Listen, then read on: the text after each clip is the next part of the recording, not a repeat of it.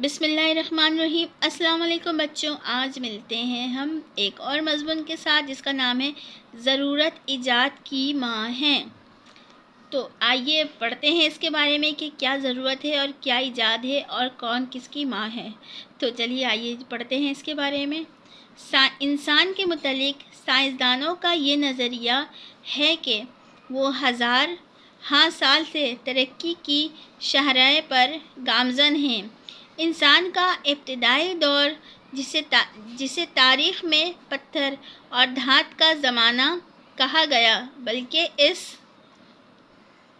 سے بھی پہلے کا زمانہ یہ تصور پیش کرتا ہے کہ ایک ننگ دھڑنگ انسان کی شکل کا حیوان اس دنیا میں نظر آتا ہے، جس نے ستر پوشی کے لیے درخت کی چھال پہن رکھی ہے، جو غاروں میں رہتا ہے اور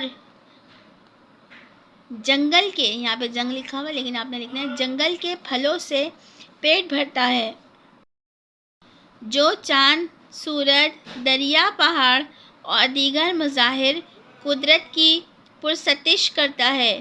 یہی وحشی انسان آج کے انسان کا جد امجد تھا۔ جوں جوں زمانہ گزرتا گیا، انسان مہذب ہوتا گیا۔ رہائش کے لیے غاروں کے بجائے اس نے کھلے میدانوں میں چھپر ڈال لیے۔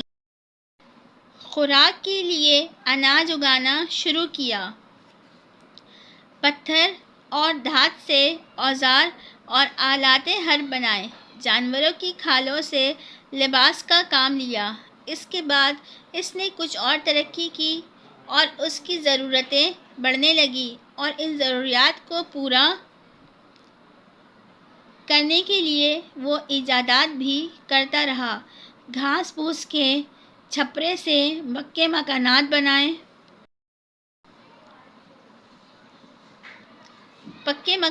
بنائے اور پھر کچھ مکانوں سے پکے مکان، پھر سربفلک عمارتیں اور شاندار بنگلے تعمیر ہوئے۔ انسان نے کپاس کی کاشت کی اور روئی سے لباس تیار کیا۔ موسم سرما میں جب گرم کپڑوں کی ضرورت ہوتی ہے تو وہ مختلف جانوروں کی اون کو کام میں لایا اور ان سے گرم کپڑے بنا لیے۔ اس طرح جب اسے اپنی دولت اور عمارات کے مظاہرے کا شوق ہوا تو اس نے ریشمی ملبوسات تیار کیے اور پہنے۔ انسان کچی سبزیوں اور پھلوں پر گزارا کرتا تھا، پھر ابلے ہوئے کھانے استعمال کرنے لگا، اور جب وہ ان سے بھی اکتا گیا تو کھانوں میں طرح طرح کے مصالحے استعمال کرنے لگا۔ پھر بیسیوں قسم کے حلوے، سینکڑوں قسم کی مٹھائیاں بننے لگیں۔ شروع میں گائے بھینس کا دودھ وافر مقدار میں مل جاتا تھا، لیکن ایسا وقت بھی آتا تھا کہ گائے یا بھینس دودھ دینا بند کر دیتی تھی۔ علاوہ ازیں جنگلوں، پہاڑوں، صحراؤں اور سمندری سفر میں یہ مویشی مہیا بھی نہیں ہوتے تھے۔ انسان نے دودھ کی ضرورت کو پورا کرنے کے لیے دودھ کو خشک کرنے کی ایجاد کی اور ڈبوں میں بند کر کے سفر و حضر میں اپنے پاس رکھا، جہاں اور جس وقت ضرورت ہو اسے استعمال کریں۔ اسی طرح انسان نے جب ترقی کی اور کچھ منزلیں طے کی تو سامان، آرام و آسائش، روزمرہ استعمال کی اشیاء اور آلات حرب میں ہزار ایجادات ہوئیں۔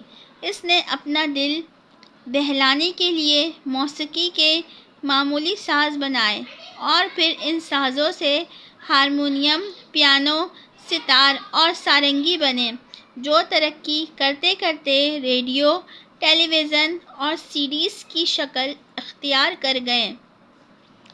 پہلے انسان مٹی کے برتن استعمال کرتا تھا۔